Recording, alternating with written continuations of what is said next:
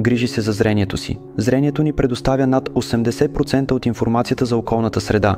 Затова е толкова важно да се грижим за него през целия живот. Понякога само някой от твоите близки отива на преглед на зрението. Те могат да включват прилагане на капки от лекаря или медицинската сестра. Капките разширяват зеницата, което позволява на лекаря да прегледа очите точно. Без тези капки прегледът нямаше да бъде възможен. Капките причиняват зениците да остават отворени независимо от интензивността на светлината.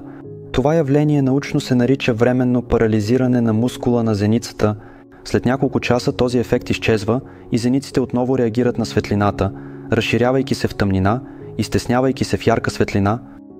Зениците регулират количеството светлина, която попада в окото. Светлината е енергия. Колкото повече светлина, толкова повече енергия се абсорбира от ретината.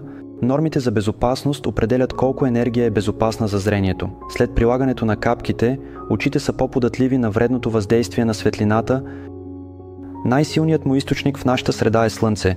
Слънце излъчва мощна енергия, която може да увреди ретината. При нормални условия свитите зеници предпазват от светлината на Слънце, но след прилагането на капките тази естествена защита е изключена. За да се защитят очите след прилагането на капките, е достатъчно да се носят слънчеви очила. Това просто действие може да предотврати увреждане на зрението. Важно е да информираш другите за тази заплаха.